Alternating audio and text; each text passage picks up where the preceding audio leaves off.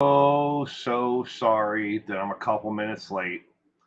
I had to use the potty before I started, and when I got there, well, I have three bathrooms, and you would think with four people that one of them would be open, but it wasn't. I had to wait. So, good morning, everyone. Welcome to this morning's coffee brew. Hit that thumbs up. Good morning, Emily. Gamma Kitiku. Did I spell Kitiku wrong in here? I think I might have. Well, it's going to come up here on the scroll. I hope I spelled it right. I'm not sure if I did. But instead of having to scroll by of all the different cases that I'm covering this morning, I thought I would do one this morning, welcoming those who are returning subscribers and new subscribers. Kitiku, I did spell it right. Thumbs up for me. Good morning, Rycart. Mike Stevens, good morning. I hope we are cement shoes. I hope we are doing well. Scrolling up, making sure I say hello.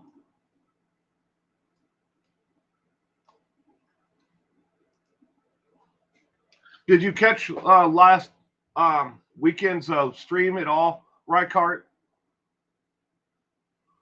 Try and look for the paper here. A couple weeks ago, I told you about a YouTuber who does trucking content. He does dash cam videos of him delivering, making deliveries. He used to be a long haul flatbed truck driver like you, but he now does the New Jersey and that area of the East Coast of the United States. He does gravel and dirt and other items. He drives a 2019 Peterbilt 389 550 HPX X15 with a 6-speed Allison transmission. I wrote all this down. I'm gonna put his channel name in there in case anybody else wants to follow. It's all the way up to you guys if you guys like this type of content.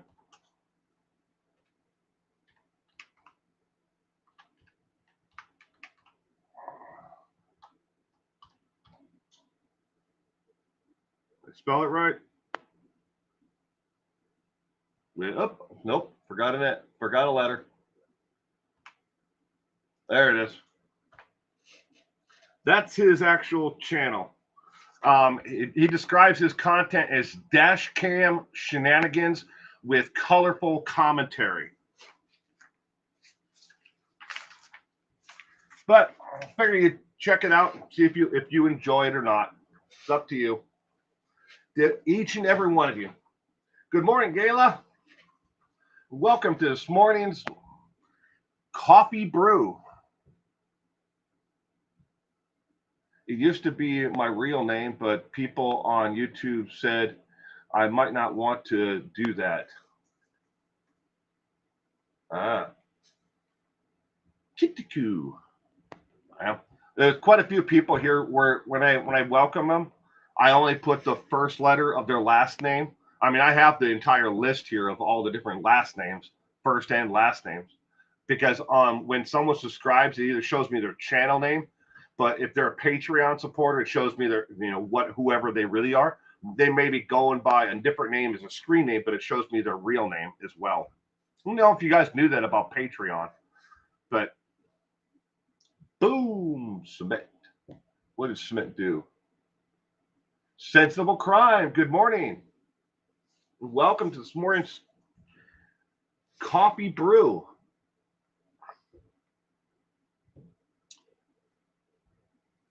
I'll give it another 30 seconds here, and we're going to get this party started.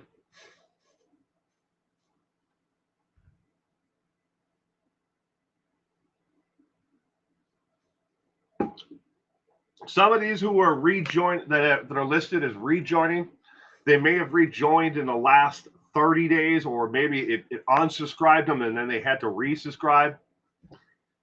That's YouTube. That's their system. All right. So Bama Cat, Good morning. Good morning. Good morning. Morning. So for the first one that I wanted to talk about, cases that I've been following, all of these I've been following. I may not have done videos on them, but I've been following them anyways.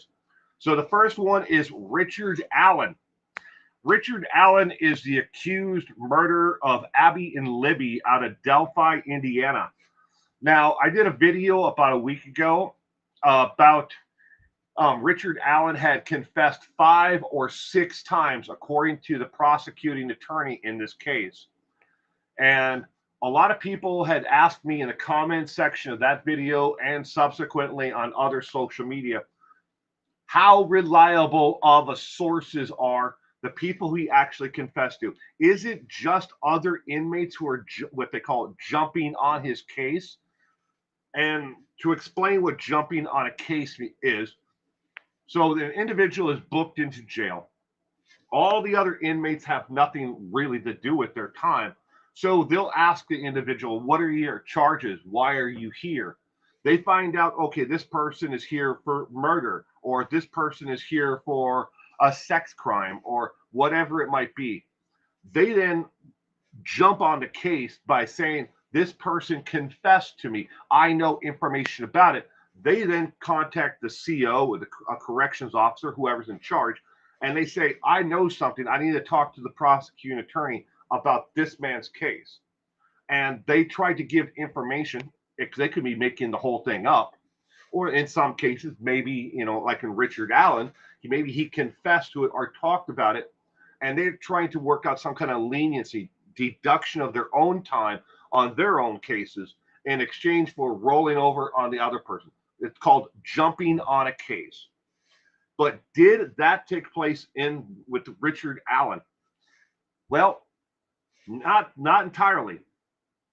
We learned in court through the transcript that Richard Allen actually confessed in those 5 or 6 different ones of the different confessions. He confessed to his wife over the phone. All phone calls going out from a jail are automatically recorded. And this is how they know who's actually calling out. An inmate walks up to the phone itself. They must put in their jail ID number. It's their inmate number on their badge. They put that in. Then they dial the number itself. And that makes a collect call to the individual. They automatically start recording that call. But if that number is recognized as an attorney or a lawyer's number, it could be a cell phone, it could be a law office, it could be any of them. But attorneys list those numbers with the jail. Immediately, once it recognizes it's an attorney or a law office, it stops the recording right then and there immediately. So that way it doesn't violate the rights of the individual. Now, I've seen a lot of people online speculating that the actual calls themselves are violation, and that confession to his attorney or anybody else can't be used against him. No, when he called his wife and he confessed to her, and she has stopped since taking his calls, but when he confessed to her, that's recorded and it's automatically logged, and a copy of that transcript will be given to the actual prosecuting attorney. That's number one. Number two, most reliable source that he called and confessed to using the phone in jail was to his grandmother.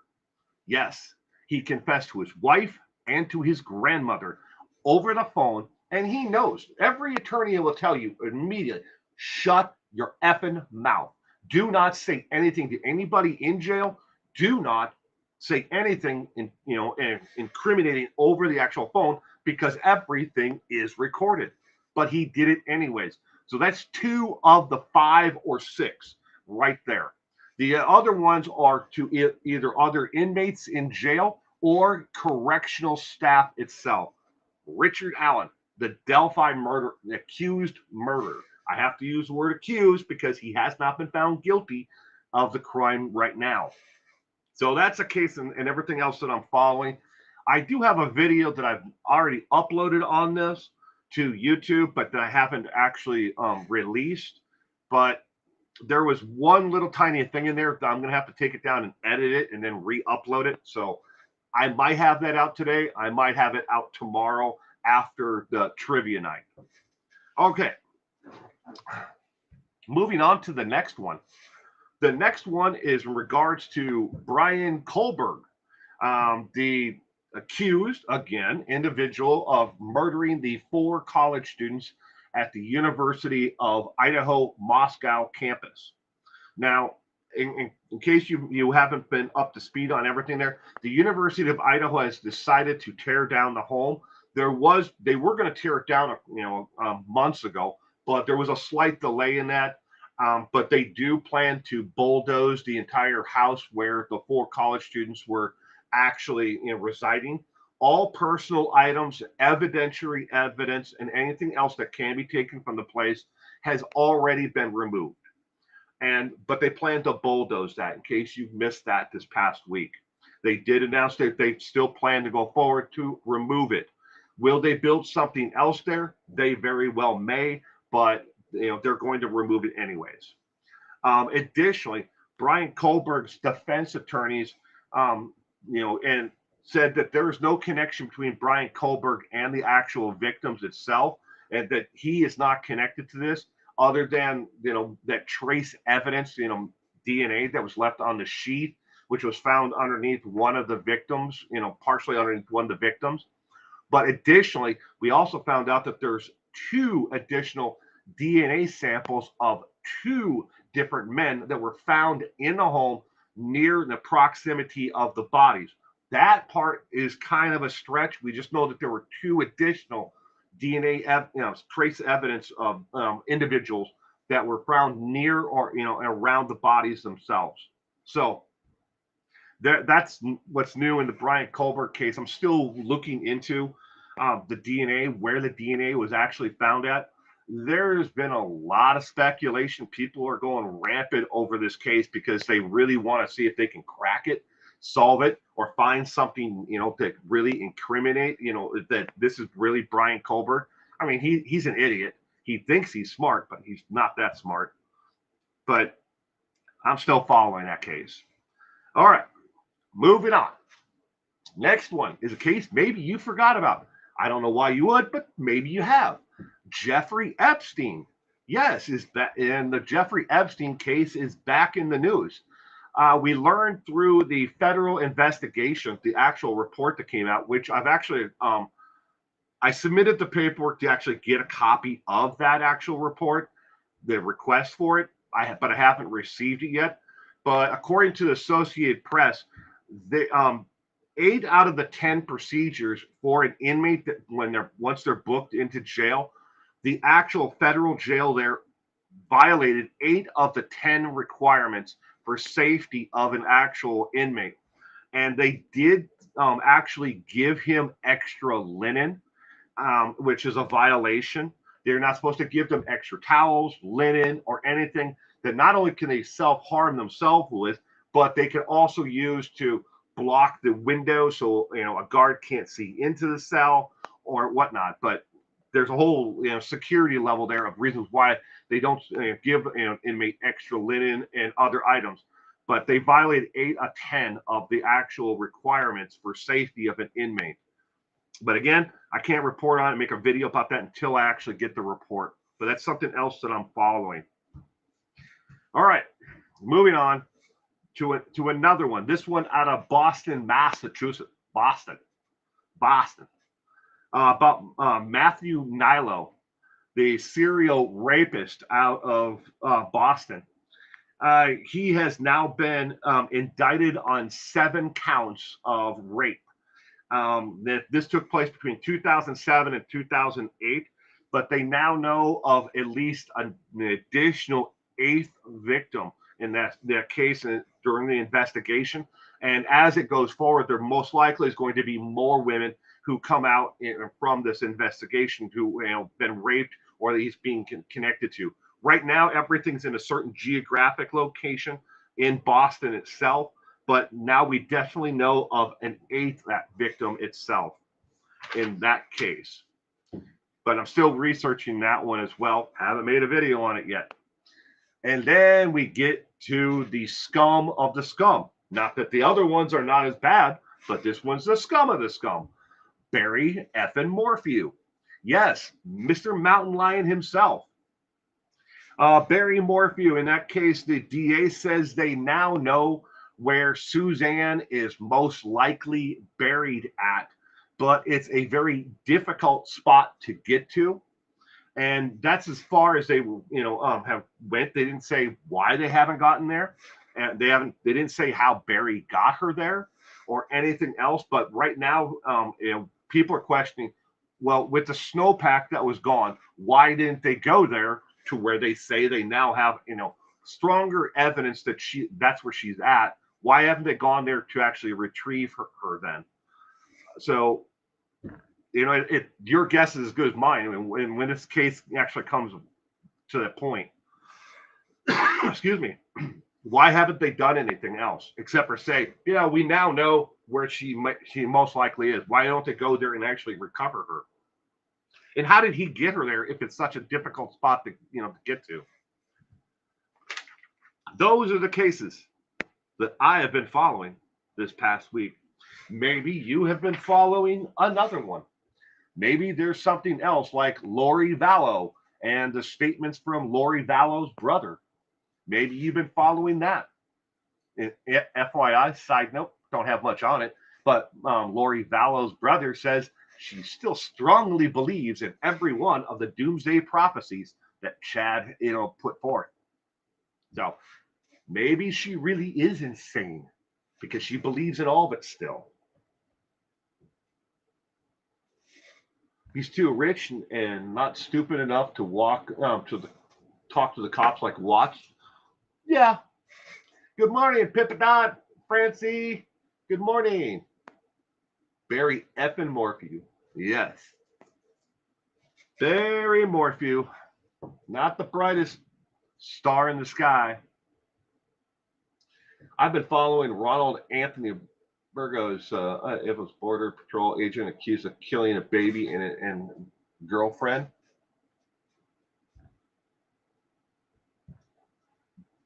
Evil in the flesh. Chad Dorman.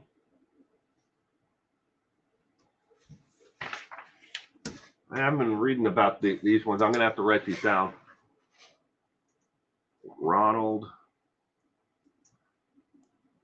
Anthony Burgos.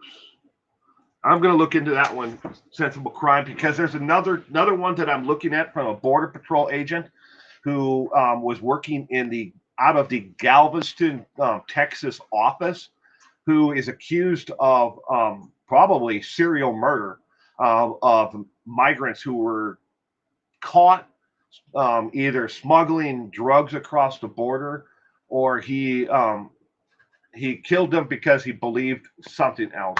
But I don't want to give too much away about that one. I'm still following that case and looking into it.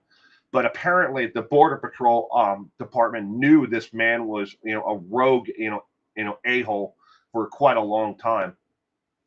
But he very well may be a serial, killer who was working for the Border Patrol. The individual case that I've been looking into was convicted of being a serial out of Laredo. Yeah, I read about that one as well while I came across it while looking into it.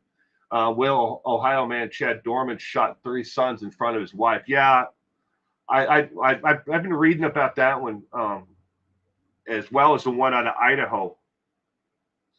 Well, please start looking into Chad Dorman. He killed his 3 sons a few days before Father's Day. Pippadot, I've been reading about it, but I haven't actually gotten to that point yet.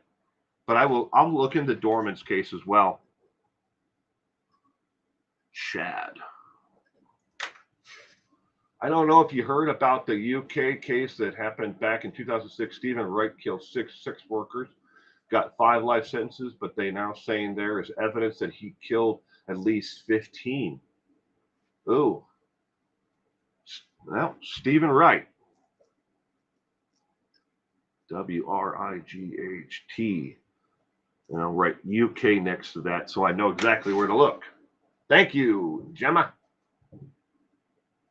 Jacqueline, good morning. Welcome to this morning's coffee brew. I hope you are having a wonderful week. Very arrogant to show the crime scene acting as if he found her. Hmm.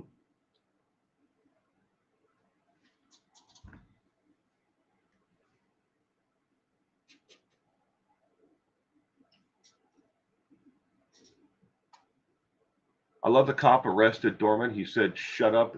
You have no rights to. You have the right to remain silent. Fucking use it." Yeah, that's cool.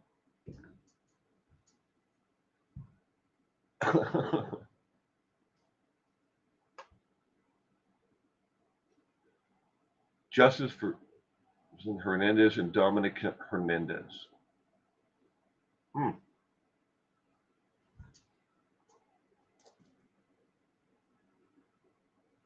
Hernandez.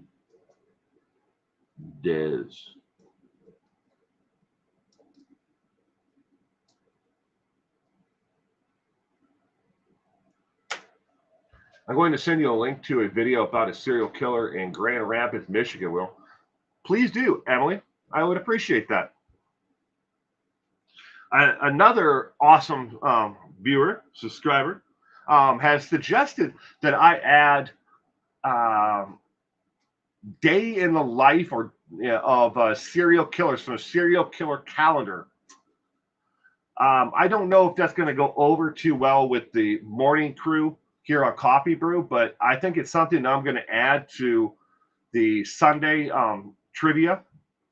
And I've already ordered the book. I responded back. It took me about 10 hours to respond back to their email, but I ordered the book off of Amazon. I think that's going to be neat to add it to the trivia night. Yeah, you should be able to add the link in the comments section, Emily. If not, yeah, that cop would be in my will if I was actually worth anything on paper.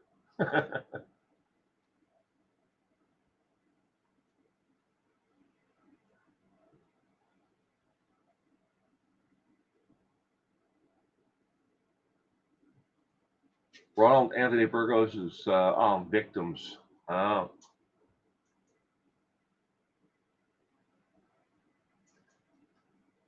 It's a really cool book, isn't it?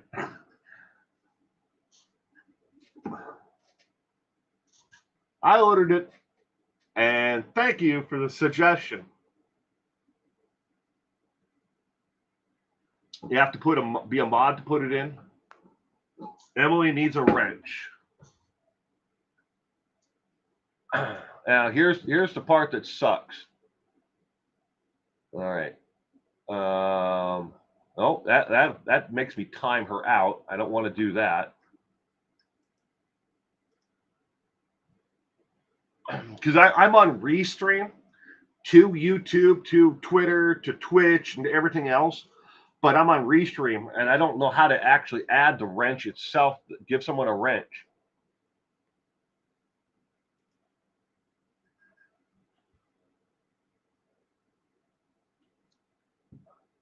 I'm trying to figure this out because the entire platform is different from what it used to look like. I used to be able to click to the right of it on the three dots and give someone a wrench.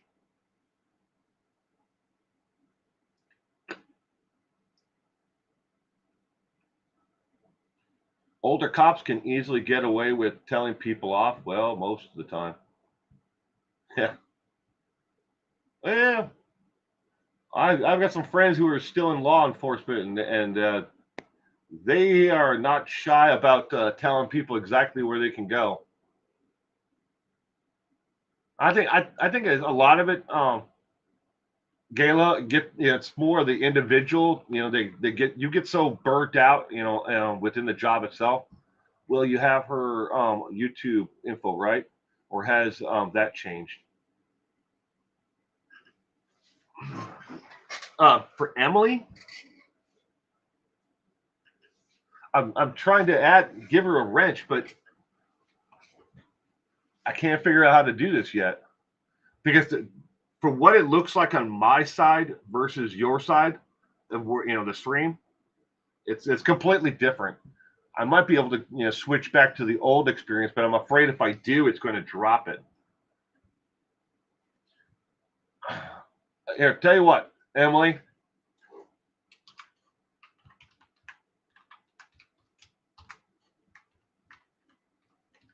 You can email it to me. That's my email address.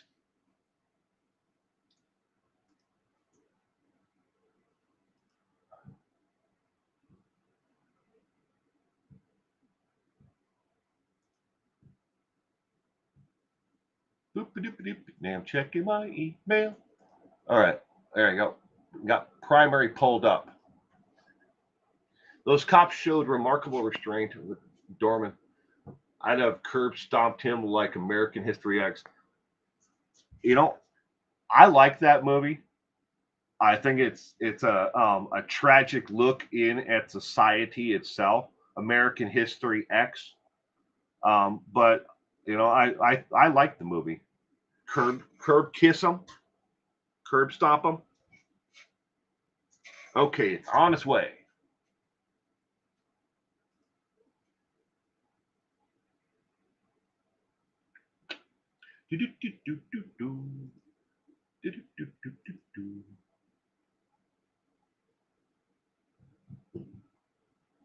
Oh, I got a new subscriber. Money Lion. Oh, sorry, Lion Money. Like lie, as in lie to someone. Lie money. Lie underscore and money. Welcome to my channel. Lie underscore money. Lion money.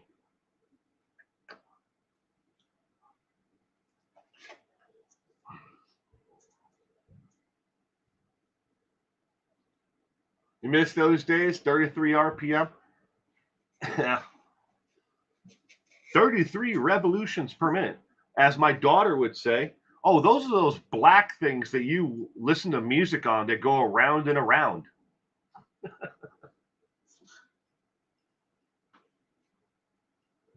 Can't find the book. So many came up with similar names. What's the name of the book, Cement Shoes? Did you put it in the comment section? Be right back. Oh.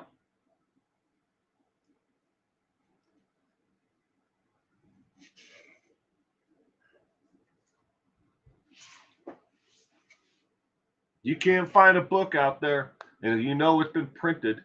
I used to love records and 45s. I still do. I still collect them. There's a lot of price guides out there, price guide books. The biggest company for price guides for records, 45s, are full length records, EPs, and 78s is Goldmine. Goldmine Collector's Guide. They actually have a monthly magazine. They also put out books on price guides for different books, records.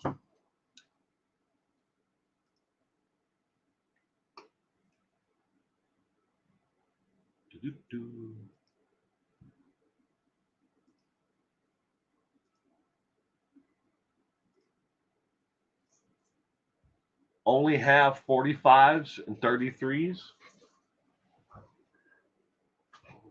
I don't think I've got some laser discs out here with movies, and stuff like that. But it's called Serial Killer Calendar, and it's the one Kitiku. I just ordered it. I'll drop a link to it from Amazon.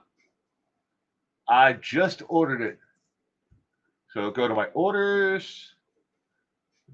Supposed to be here tomorrow. Yep, it says arriving tomorrow by 8 a.m. This is not an affiliate link, ladies and gentlemen, or anything like that. I make absolutely nothing from this. Neither does Kitty Coo.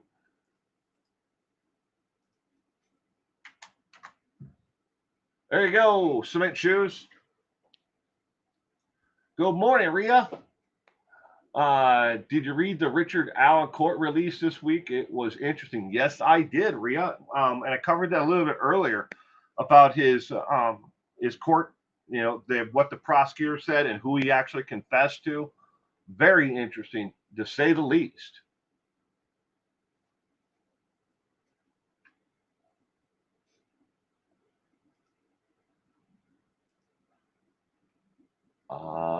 Captions. There we go. Okay, chat. And now we scroll.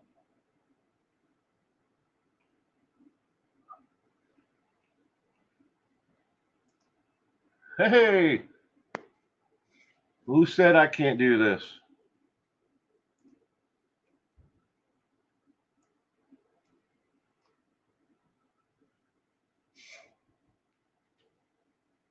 Was a gift from your best friend? Well, I just purchased it on Amazon after your suggestion. I really appreciate that. I bought the paperback edition, released in February 22nd, 2017. This perfect bound serial killer calendar book includes detailed facts and trivia about serial killers for every day of the year. It also includes the best true crime artwork from around the world. Want to know what happened today in serial killer history? It's right there. Published by lulupublishers.com. They also make a daily affirmation serial killer calendar as well. But that one was out of stock. Will, 2 trivia nominations. Carl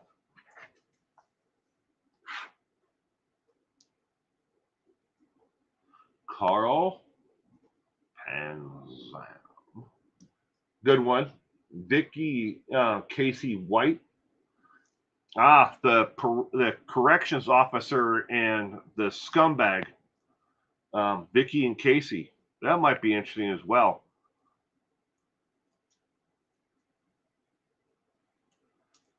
Corrections officer gone wrong, went rogue and helped break her boyfriend and then supposedly husband out of jail. They supposedly got married while on the run. Really appreciate the hard work that you put in all your videos. Well, thank you, Kitty Q. I appreciate it. Sorry, running late this morning. That's all right, Rhea. What a dumb thing for her to do. Oh, she threw away her entire career for this man. Her pension, everything, gone. And the moment she helped him, break out of jail, she threw it all away. But then again, I mean, we've all done, things that are, I don't want to say they're dumb, but we've all done things that we look back on in hindsight for love that we shouldn't have done. Maybe, put ourselves in a vulnerable situation. Maybe we, trusted an individual too much, that more than we should have. But we've all done things that we regret, for love. When you get into that, that mindset, it's hard to say what the hell you're going to do next. I mean, I wouldn't break anybody out of jail for it, but she did. She didn't have much to live, live for left in her life. The one person she had cared for the most in her life, was gone, and now she was all alone. What does she need with a pension? What does she need with the rest of these things, later on? So she gave it all up. Unfortunately, she gave it up for a scumbag, who was behind bars awaiting trial for murder, who was never going to get out of prison.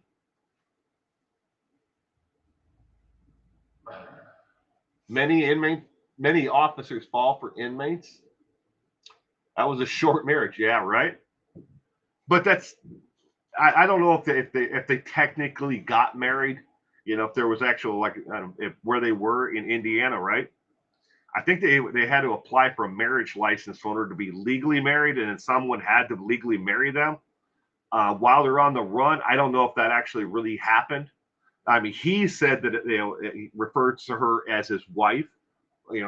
Did that happen, or was it maybe like more of a they were married, in the aspect of love, so I don't know. It'd be something I'd have to look into. Will, I just emailed you some website information links about the UK case of Stephen Wright. in your hometown. Ooh, wow, Gemma. Well, thank you. Did she kill herself, Francie? That's what the law enforcement is saying. The GSR and all the reports that came back is that she after they got ran off the road by law enforcement, and he was getting out of the car from the wreck. She took her service revolver and she ended her own life. The reports show that she took her life. Did he put the gun in her hand and make her pull the trigger? Yeah, there could have been something like that. Or could it be that she did it because she realized the gig was up at that point? But all the evidence points to that she did take her own life. I read about a corrections training where they teach female guards about how inmates will manipulate them. Huh. Didn't she get killed? She took her own life, and while their car was disabled in the ditch. Dean Corelli, I really think him and Gacy met at some point while in Florida. Probably not, but it's so strange how much they had in common, right? They did have a lot of the MO of how they hunted and obtained their victims, down to their pathology of what made the two of them the individuals that they are. If you look at it from just a psychological standpoints of Dean Corell and Gacy, there is a lot of similarities. But then again, those are still similarities that you could also say, um, you know, uh, I'm drawing a blank on his name now.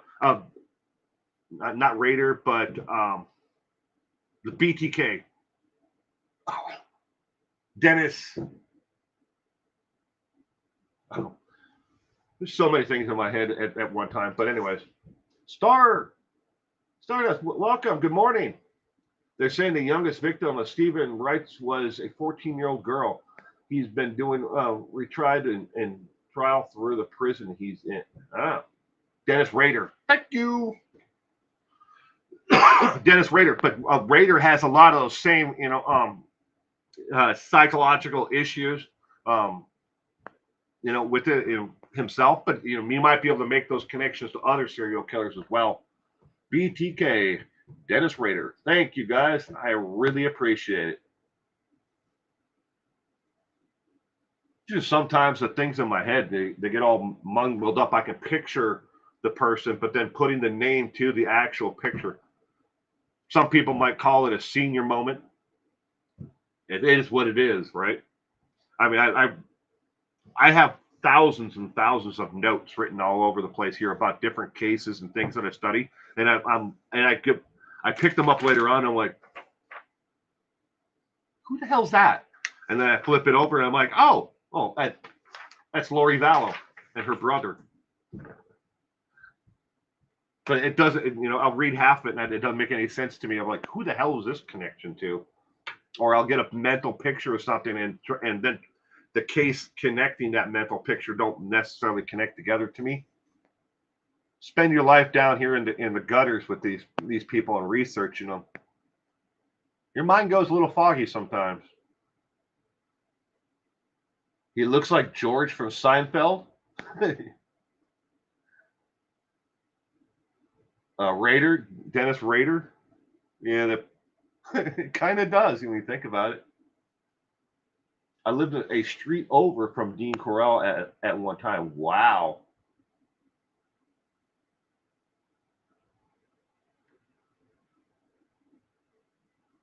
Yeah, it's 83 degrees right now where I am. 8:42 a.m. and 83 degrees. Well, when I was a young lad, I mean, we lived not even a block and a half from. Oh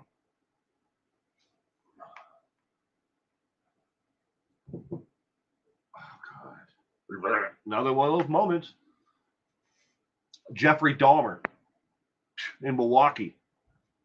We lived above a grocery store on the corner.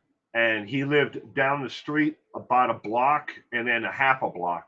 So not even a half a block from him.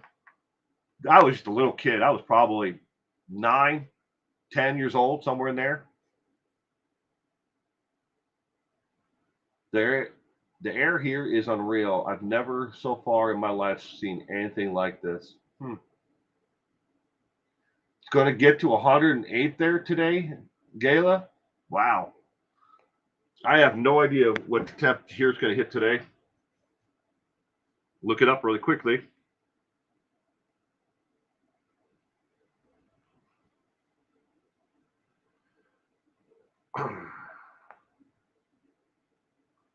$105. We're expecting 105 today. I don't know if that's going to happen since it's already 83 degrees at 8:40 in the morning. You never know. What they say statistically, in your lifetime, you will walk past what 30 serial killers in your lifetime. The average person, I mean, not you specifically, but the average, you'll walk past 30 some serial killers in your lifetime. You never know who they are. They blend into society. It's not like they wear, certain markings or on them. You can say serial killer, not a serial killer. Look how well some of them have blended into society. They've been, Gacy was Man of the Year, Rotary Man of the Year. He volunteered at a children's hospital. Nobody suspected anything about Gacy. He blended in that well until towards the end. There's stories about it. Other serial killers, where they were digging a hole to bury a victim, and law enforcement, said, "Hey, what are you doing?" And I'm filling in a hole. So the law enforcement officer helped them, fill the hole. They blend in. They could be anywhere. They could be just on the other side of this camera right now, listening to me, or maybe I'm a serial killer. Dun dun dun dun. You never know where they are. I worked with a guy that suitcase got borrowed from a friend. A week later, police knocking on the door. They found a dismembered body in it. Oh, in the river. Wow, wow. That is really too close for comfort there. Medical people don't get caught until they kill many. Yeah. Oh yeah. Gacy got his picture taken with Rosalind Carter, first lady at the time. Yeah. Well, um, look at how well politically connected, uh, and not only politically connected, but within people of power who are not in politics. Uh, you know, uh, Jim Jones in California before they went to Gagne. He was connected with the first lady. He was connected with political powers within his own state. Harvey Milk looked at him as an individual to be trusted, within his community because he was doing so much good before he went off the rails, and because nobody knew about his dark side, he hid it that well.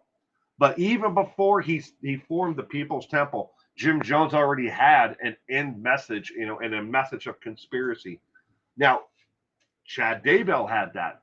And how many people did Chad and Lori talk to in individual small groups up and down Idaho to Arizona? How many different people went to these conventions to listen to Chad talk about his doomsday prophecy, sign his books, and everything else? Think about the entire amount of people. I mean, they booked convention centers for him, when he was on his book tour, or, when his new book came out. People trusted that man. How many people out there are connected to Chad and Lori that are no longer here, who thought that they needed to cross over? Maybe they took their own lives. Maybe they took their wives' lives, or whatever. I think it'd be interesting if we could find some way to track the books. Excuse me.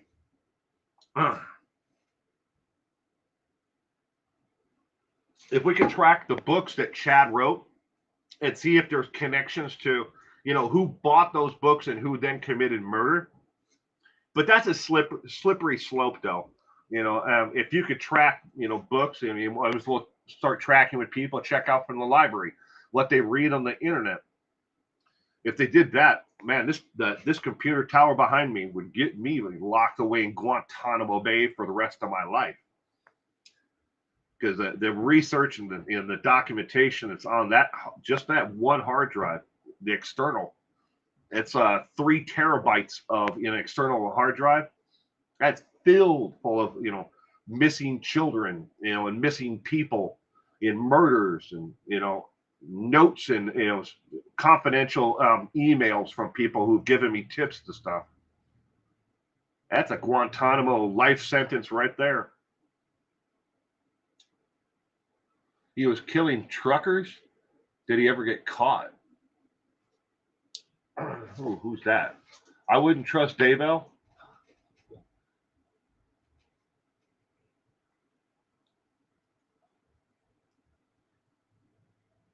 To write a coloring book. It's funny. It's funny, cement shoes.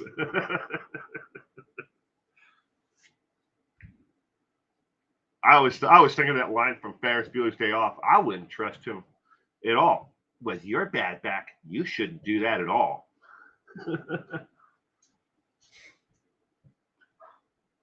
I'll order the book now.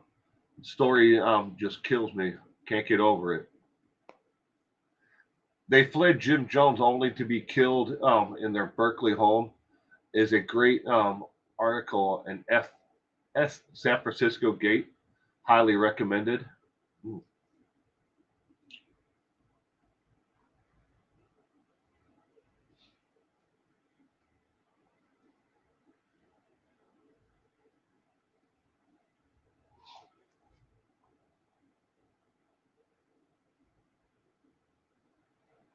No, a truck driver who was a serial killer? No way.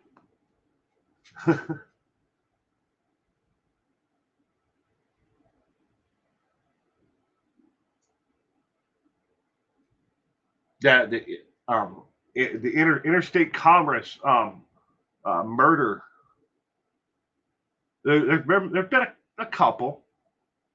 There've been a couple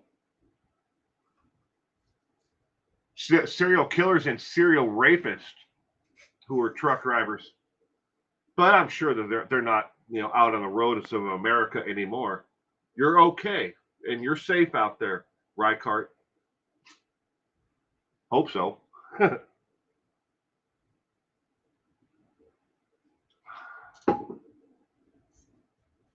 guy GR is in jail now.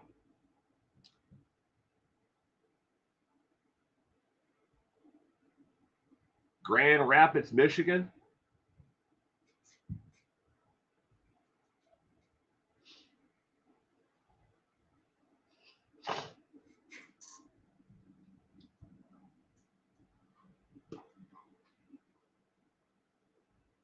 On Wood TV 8.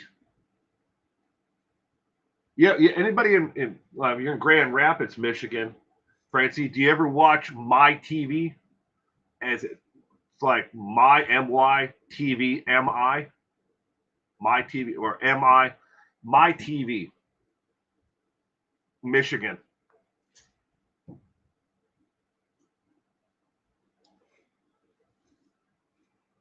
Wood TV Channel 8.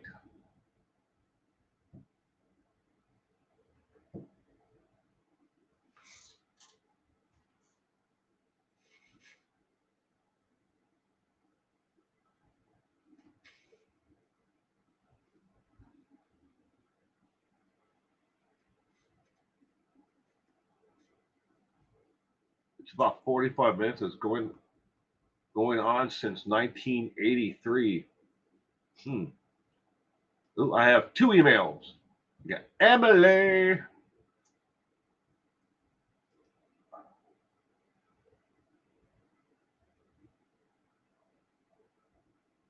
Dead Division.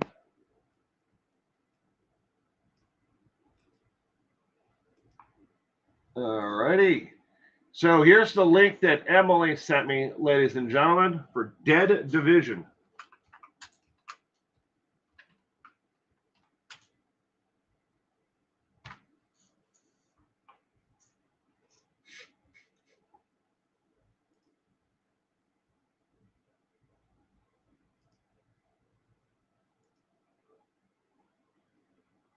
And Jamma, I have your email here from Suffolk News. So I have that. I will read that after I'm done. Do you have a new email address? Smith Shoes. I've always had this email. I've had the record 33 RPM email.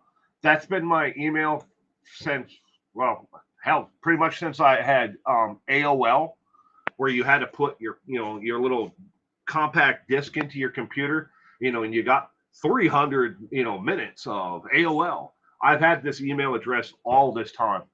It's just one that I've always had. I mean, I've changed from AOL to MSN to Hotmail to now at Gmail. I've always had record 33 RPM, but I also have 411 now business dot Gmail, and I've got like probably 8 different email addresses. The one that I've contacted you through before is the 401 Now business. Hey, well, you got mail. Yeah. I'm 45 minutes away in Sawtucket area. Is that how you pronounce it? Is it Sawtucket? Sawtuck? Sawtuck? I'm terrible at pronouncing people's names and locations. I have to like hear it and see it like 10 times before it starts to like make sense in my head. It's like, like the last name Epstein. I mean, you think that's really simple, but for the longest time, every time I read it or saw it or heard it, I always thought the P was silent, like Estein, or for some reason in my head, I don't know why, but it just sometimes it saw a tuck. Ah, we are here to help Will. Thank you, Pippin. The business is what I have. Yeah. But the record 33 RPM one is on my is linked to my actual YouTube. If you go to my About Me page, and you scroll down, a pop-up menu is going to ask you if you're a robot. You click no, you're not a robot. It's going to give you the record 33 RPM. Like I've told people before, you have to, if you email me, a lot of times you have to give me time, because in a given month I get about 3,000 emails a month, and that's not an understatement at all. Right now in this email inbox, I have 9,028 emails in just the last 2 months, and it takes me forever to find them. Gemma has emailed me again. I will look at both of them afterwards, Gemma. Good morning, Purple. Gotta go. You all have a safe night. Remember to stay safe out there. You never know who's next to you or they're going to knock on your door. That's true. Yeah, you stay inside where it's nice and cool today, Purple.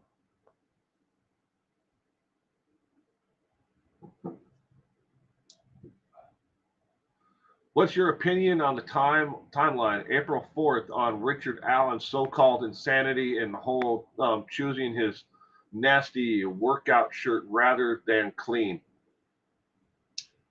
I think, Rhea, that Richard Allen, they haven't said for sure, but I'm pretty sure that Richard Allen is going to go for some type of insanity defense in the case. Now additionally, we learned that there are certain items, 2 items in particular, that I don't want to get into here, and I'm sure you know exactly if you read the actual transcript itself or watched the court proceedings about it. what took place this past week. There are items that are missing from both girls, and there's pretty sick and disgusting. But I was immediately afterwards, I got inundated by a bunch of people on social media, by messages and by emails. Were those items that were taken from Abby and Libby? Were they found at his home when they searched it? And I don't know because they have not released that information yet. All I know is they removed 5 cardboard boxes from the home when they searched Richard Allen's home, and they removed out all the electronic devices. Along with, they went out to the backyard and went through the fire pit and sifted through the fire pit. Even though the neighbor next door said they don't remember ever seeing him using that fire pit, but occasionally, well, you only need to use it occasionally to discard and get rid of evidence that he may have had. But I think Richard Allen's going for an insanity defense because he's already stopped eating, and is losing weight, and he's doing that on purpose. He's put himself on his own hunger strike, basically. So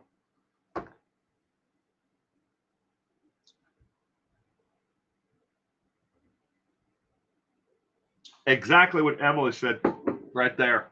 You put it more poignant than I did, Emily. Thank you. It's all shenanigans. I don't think Richard Allen is insane, but I also think that this is my own opinion. Obviously, I'm not a psychologist or a psychotherapist or anything else, but I think Richard Allen is faking this. I think that he's also connected to crimes that have happened not only in Delphi or in Germantown and other areas around Delphi. I think he's connected to some of those, but I can't prove it. It's one of those things that I'm still looking into, and trying to see if I can find some kind of breadcrumb along the way. I'm sure other people are doing the same thing. I mean, there are entire podcasts where people out there are trying to, connect the dots, so to speak. I have feeling saying like he is faking it. Yeah, I mean, it's just like Lori Vallow. She faked the insanity, defense. I mean, look, so not defense, but to the insanity issue, so she could be sent away, and then it didn't work out for her, did it? No. Alan might delete and do the world a favor. You think he might hurt himself? That's an interesting point there, Emily. Anthony Klein, is he connected? I mean, we know he's connected because he's one of the last people to speak to the girls via text messages, and he was trying to get them to send him, pictures of themselves, and so on. Is he connected to Richard Allen, as in the actual murder itself? And a lot of people are speculating, how did Richard Allen control 2 girls, at the same time, and without one running away? And all I can say to that, to make it absolutely, more understandable, is fear will do so much to an individual. From when you're not in that much of a stressful, fearful situation, looking from the outside, you would say, if he's going to hurt my friend, I'm running. But at the same time, if you're in that fear, fight or flight, you can, be the most common, like, I have the fight in me, but your body just cannot move, and you'll stay right there because you don't want to abandon your friend who is right next to you. Even though this guy is killing your best friend, you're in such a state of shock and fear that you can't run. How did he control 2 of them? And if it was just one, that right there is enough, to stop someone from actually running. And this happened hundreds of times. Someone goes into someplace, and there's only 2 employees or 3 employees, and they shoot one employee, at a gas station, and the other 2 employees are in such fear they just curl up in a ball on the ground, and it makes it easier. or in some of the situations like in Texas where the that chicken finger restaurant was robbed, at gunpoint, and they locked all the employees into the walk-in cooler, and then one by one, started raping, and killing the young women who worked there. That took place back in the 80s. I can't remember the name of the guys who did it though. But fear made them not want to run or get away. I think Allen saw them on Klein's pedo site. Could be. At least we forget the property owner was setting up an alibi only days afterwards. Yeah, and the property owner, incidentally, is also connected to the Kleins. There's a connection there.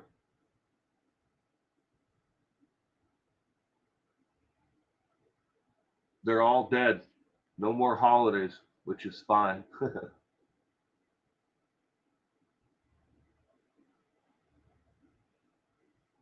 Festivus for the rest of us. He's back doing comedy. The guy who played Kramer on Seinfeld, he's back doing stand-up comedy. I can't remember. I'm drawing a blank on his name right now. Ron Logan. No, he was too old and unhealthy. A whole league of freaks. Just remember, ladies and gentlemen, it when you follow true crime for a long time, you can certainly get into the mindset that this world is going to shit. And in a lot of instances, it is. It's getting far worse than it ever has been in any time. But with the proliferation of the internet, it made crime easier, for people to find and to get the notoriety for their crimes. So people are willing to go a little bit farther. I mean, psychologically, we already know this. It's been happening since the internet, the birth of the internet. But at the same time, just don't ever forget that for every one scumbag out there, there's at least 5 people out there would never think, of doing something even remotely close to this. There are good people still in this world. People who wake up every single day and never seek out the limelight and are doing things to better society at the same time and to stop the evil that is out there. So just keep that in mind always when you're thinking about this stuff. Joseph D'Angelo. There's a name. And a freak. Was a big time fakie. I worked for the jail and court there. Joseph D'Angelo. What a freak. Love always wins. I lost respect for him after the racial tirade he went on. Oh, who was that? I think if he could have, he would have had them wheel him into court on a stretcher, or like Hannibal Lecter with the mask on a on a dolly. I'm starting to train local police about autism again. Right on, Gemma. Way to go. Okay. I am still here. I have not left, and you have not lost the picture or anything else. I have just simply turned off the camera. Smoke them if you got them, ladies and gentlemen. Or don't. It's up to you. Lots of good people out there. There definitely are. I know somebody, in my life, and me and my wife are extraordinarily thankful for this lady who has lived through some things that are the most horrific things that you could ever live through in this world. And even as a young child and as a young adult, she could have went in the opposite direction, but she made a conscious decision right then and there. No money, no means to change her life. She decided one day at a time that she was going to make her life better, to better the people around her, that nobody who was ever connected to her would ever have to go down the path that she had to live through. you know, and she's damn near a saint to me and my family. I don't know where we would be to this day without her. And she never looks for the limelight, but she's out there in the true crime community.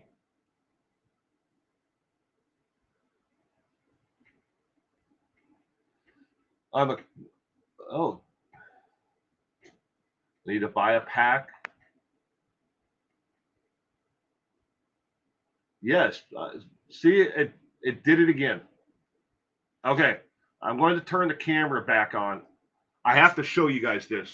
All right, this is going to get a little bit weird. All right, but I need to show you guys what this thing has been doing for like the last couple of days.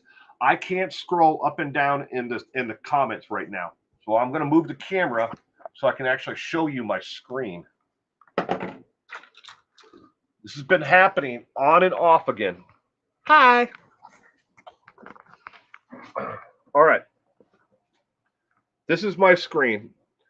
Right here, there should be a tab where I can scroll up and down. But see how everything runs off of the page? I can't read what the rest of it is. The links and everything else. And then it brings like the last part of it down. And then it's me again. So in a little bit, it'll go back to where it was before, where everything will condense back down. And it's not because of a link or anything else. I have no idea why it does that. But I cannot see the current comments right now at the bottom.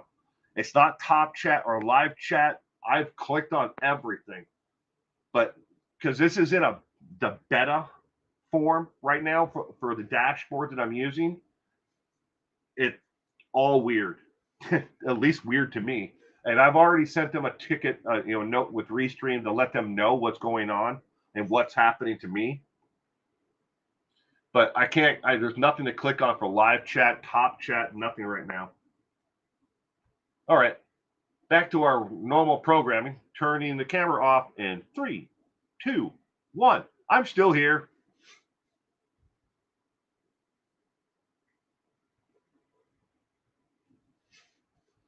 But like I said, it takes it about a minute or two, and then it goes back to where it was before. It's got to be a glitch in their actual system for chat. I have tried everything, and now it's back. See, now I can see the whole thing. Bummer. Thanks, Emily. Mountain Lion says in her peas. Mountain Lion riding them in a Yugo while smoking meth. God, I wish for a personal IT person, right? Cement shoes. I'll check. Be right back. I love web sleuths. You know, I inner peas, don't take this the wrong way. I love Trisha's show on web sleuths. Um, I can't remember. I'm drawing a blank on her name, who is always on there with her. But every time I hear those stupid frogs chirping in the background with her guest, I always mute it.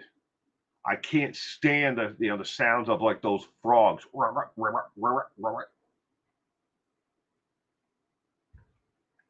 Love you guys. Love you too, Pippadot.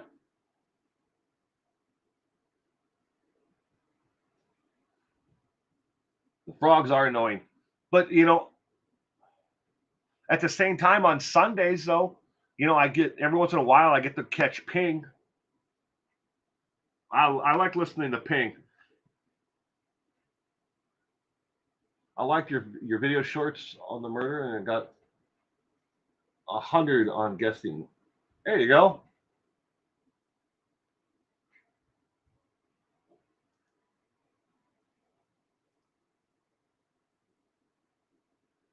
I'm trying to change the background, ladies and gentlemen. See if it works. There we go. All right. Well, all right. Go back to the chat now.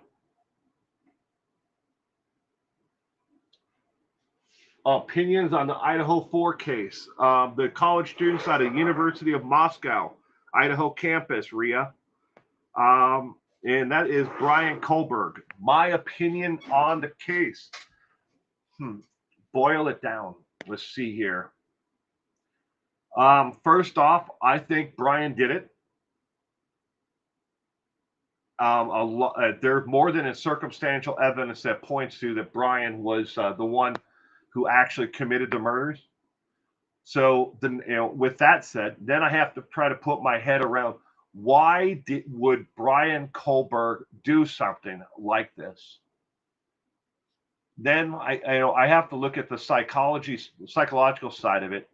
From all those who have come out from his high school years, and when he moved out to Pullman, Washington, to go to Washington State University, my alma mater, by the way. He always had to be the one who was right. He always had to be the person who knew more than anybody else, and he had to be the first person with the answer. When a professor or anyone or a teacher asked a question, he had to be the first person to not only give the answer, but give the answer in such a way that was. Oh, got to turn the camera back on.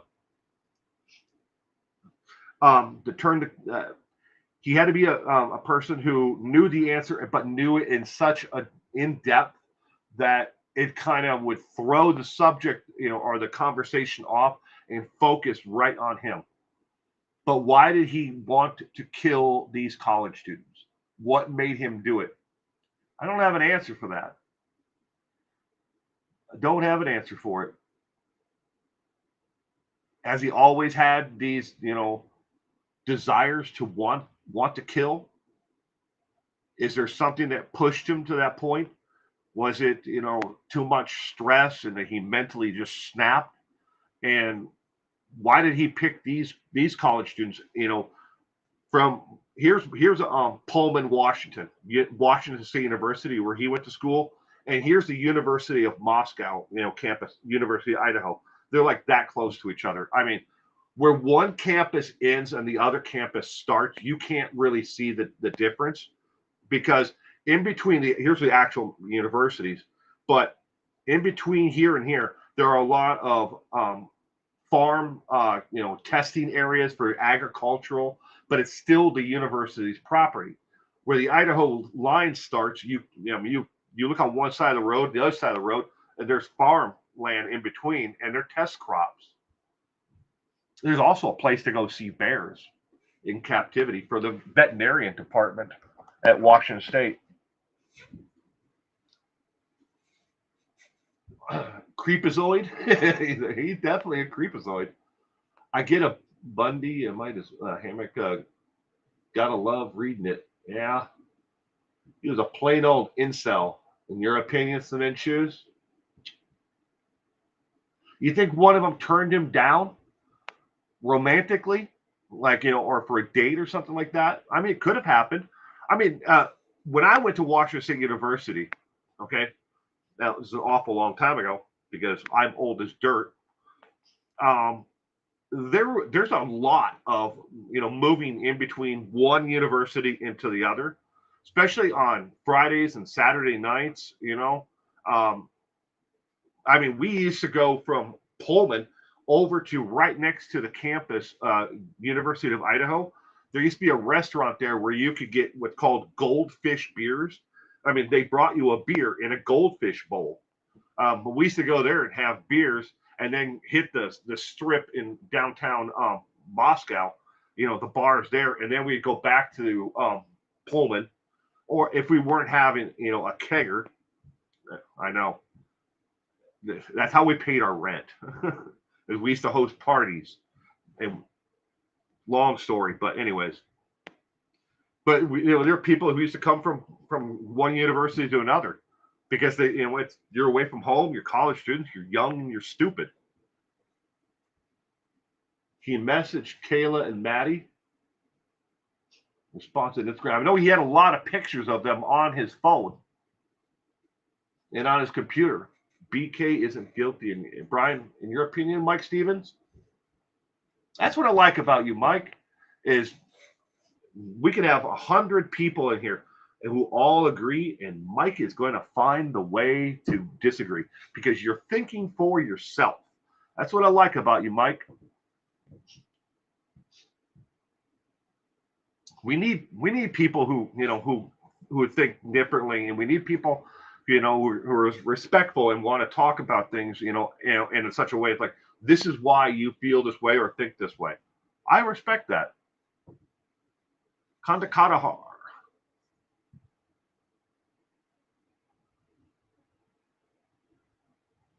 BK Burger King. I'm a defense attorney's dream. Might be. Might be. I think outside the box. You definitely do, Jamma. You definitely do.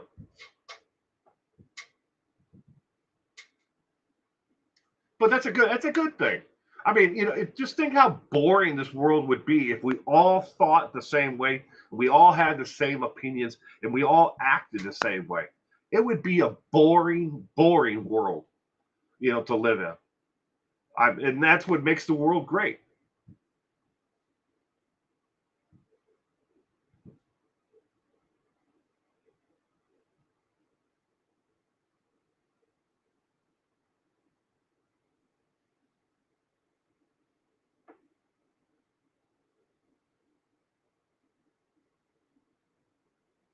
Seeing the CEO of OceanGate, what, neglect the arrogance that the people in this stupid submarine. But those people knew when they got into that stupid sub to go down to see the Titanic, they knew the risks that were involved. I mean, there were people who spoke out, who were like, "No, nah, I'm not getting in that damn thing."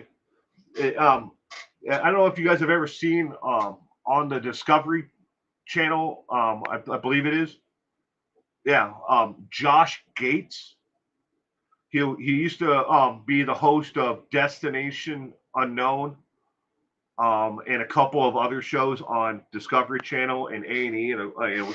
He's been out there, but he's been a host of different programs. He was supposed to be on that sub, but he didn't. He didn't go. He decided not to.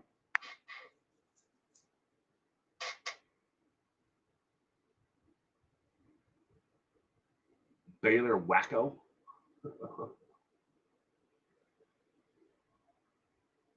Like to challenge authority, the stereotype.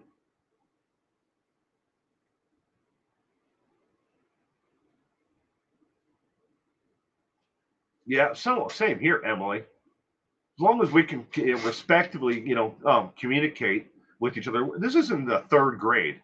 This isn't the third grade playground where we have to name call each other or belittle each other to make our points. We're all adults here. I mean, I would presume that we all are.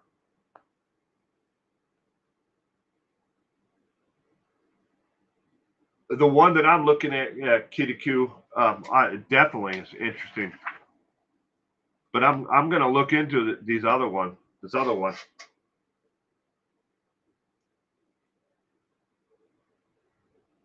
Couldn't have gotten you into that.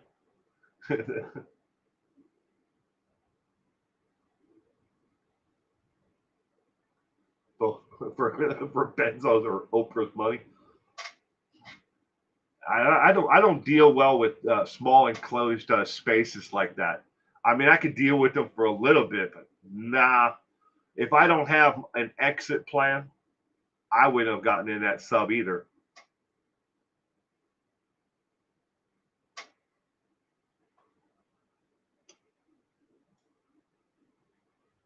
If you have $1 billion, I'd be not looking at that wreck. The son didn't want to go. Weren't they supposed to go to a concert? Like Maroon 5 or something like that? Some kind of concert instead?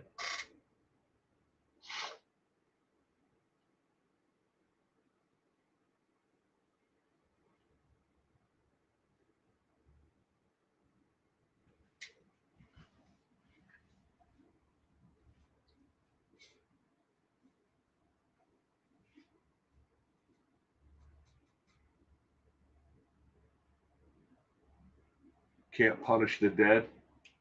Well, you could. I don't know how helpful it would be, or how much relief you'd get from punishing the dead, but you could.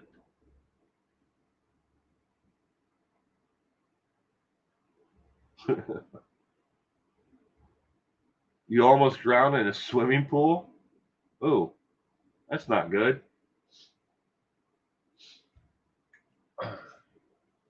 I remember when I was a little kid, probably like eight, 8 years old, somewhere in there, 7 or 8. I didn't know how to swim, so my uncle threw me off the train trestle bridge into the Mississippi. No joke. I didn't know how to swim, and I was scared to walk across the train trestle. I mean, the train trestle in the rails, for the train, they've been long gone, but the train trestle has been there forever.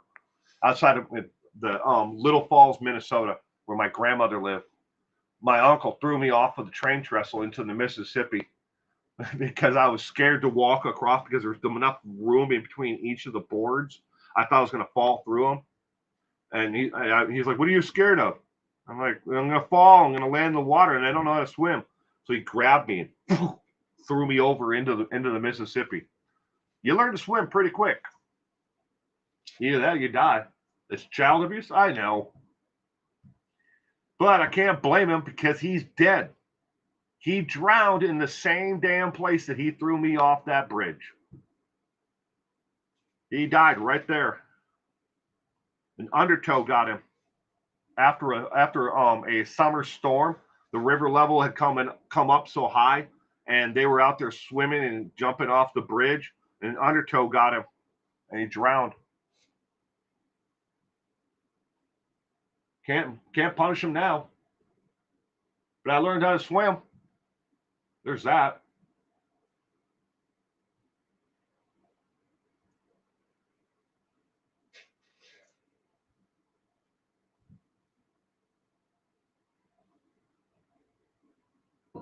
Years ago, that was called fun, right?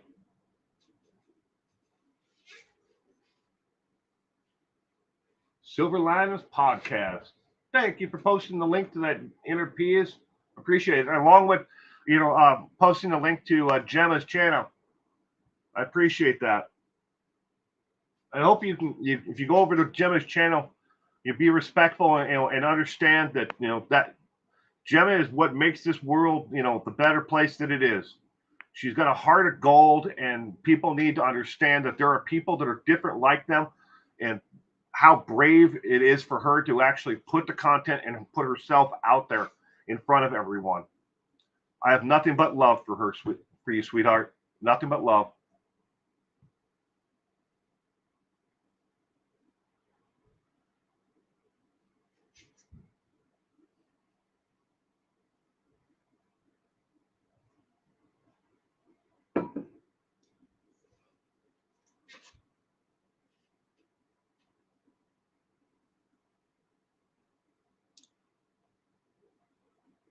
Same here. Wish I could catch more of it, and when it comes up. I'm always 2 or 3 days behind because I only get one day a week really to actually enjoy watching other channels. A lot of the time, live streams, and stuff like that. I can't catch them live. I can on Fridays, but it's hard.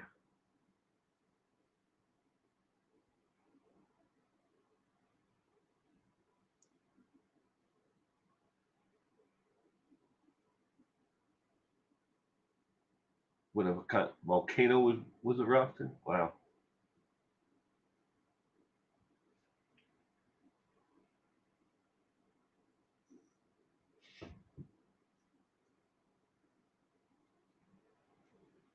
Thank you, Gemma. And again, I'm sorry if I keep on going back and forth between Gemma. It's my stupid brain that sees it and says the wrong thing. I know which way it's supposed to be pronounced, but I don't know why my brain does that. It's like looking at words that I'm lucky I spell my name correctly most days.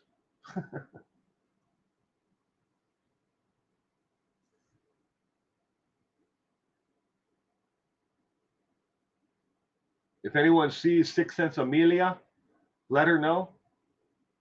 I saw Amelia this morning in the comment section of one of my videos. So I know she's on YouTube. Maybe she's probably busy. That happens with life. Sometimes life gets in the way. Will, are you going to do fireworks? Um, yes, but no at the same time, Francie. My son has a lot of sensory issues, bright lights, loud sounds, um, really bother him. So we have those noise canceling Bose headphones that he has to put on, so it drowns out the actual noise of fireworks. We'll do some like sparklers and stuff like that, but and nothing major, at all. No real aerials or anything like that. I mean, they're legal where I am, but really toned down. Uh, Tuesday we'll probably barbecue something. My sister and probably a couple of my nieces and nephews are coming over, but nothing planned for this weekend.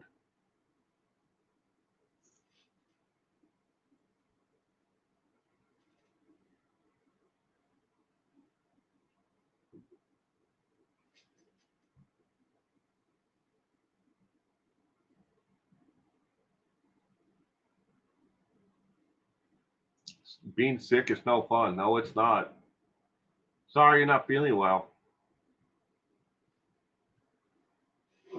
You wish you had noise canceling headphones? I wish I had a pair for all my pets. They're all freaked the heck out. We've got some really young neighbors who live down about a half a block away from me, and they could care less about anybody. 3, 4 o'clock in the morning, they're all out there still hooting and hollering and lighting off fireworks. But the homeowner association is going to deal with them soon enough. Because yes, I live in an HOA, but they're younger. I think they're in their mid 20s. But I don't know. When I was in my mid 20s, I probably would have done the same thing without thinking about my neighbors, or others around me.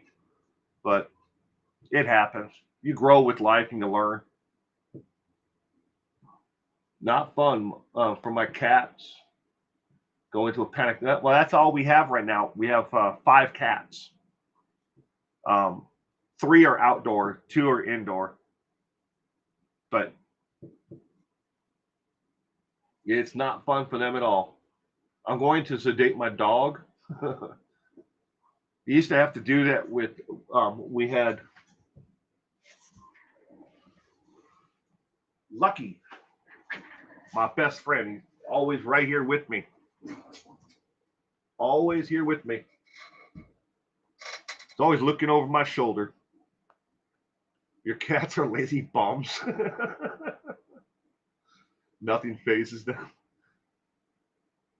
They make kind of a jacket. Yeah, I've seen those jackets you can put on dogs. That it's like the weighted blankets. Also, they have those for dogs and cats that help them feel more comfortable, especially so they don't get over excited because of the noise.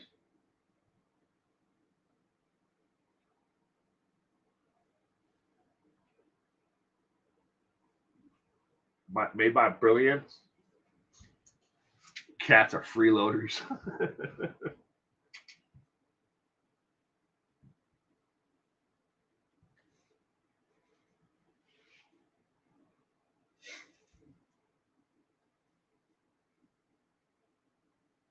Your weighted blanket is amazing. We probably right now I in our house we probably have 4 of the weighted blankets, different weights.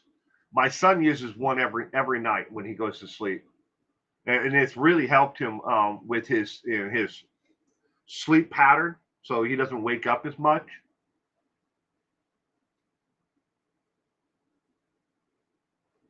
Temple Gardine invented leather cat. Oh, that's cool.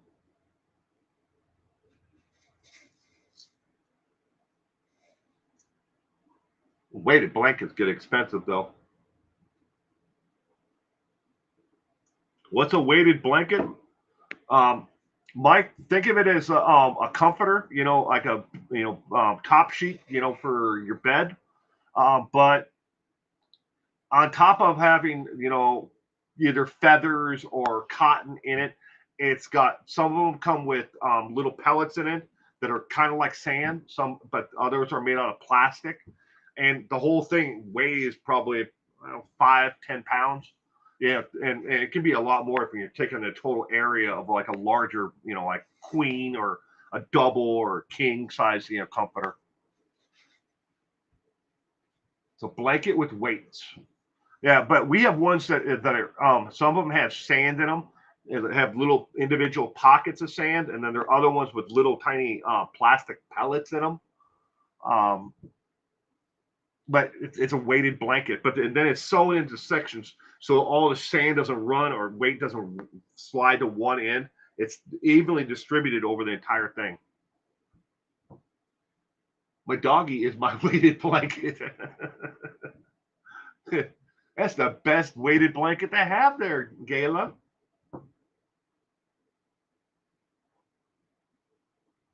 My beer cut is your weight. I got that too, Mike.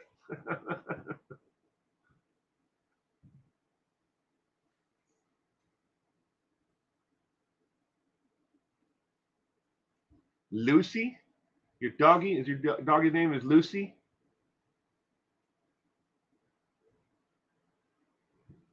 Yeah. Well, ladies and gentlemen, I'm going to wrap up this morning's live stream here. I really appreciate everybody being here. Hit the thumbs up if you had fun this morning. And I will look into the suggestions. Thank you for the case suggestions, cement shoes. Vicky and Casey White and Carl Panzam. Um, but I'm going to look into these other ones as well. The Stephen Wright case out of the UK. And Gemma, I will look at, and read your emails right after this stream. But thank you again, everyone. I really appreciate each and every one of you. If I don't see you tomorrow, and I hope I do for tomorrow night's trivia, you have a terrific weekend and stay safe out there. Don't let anyone hold fireworks in their hands. Well, just remember, this is the last weekend that some people are going to have 10 fingers. But anyways, you all have a terrific weekend. Bye.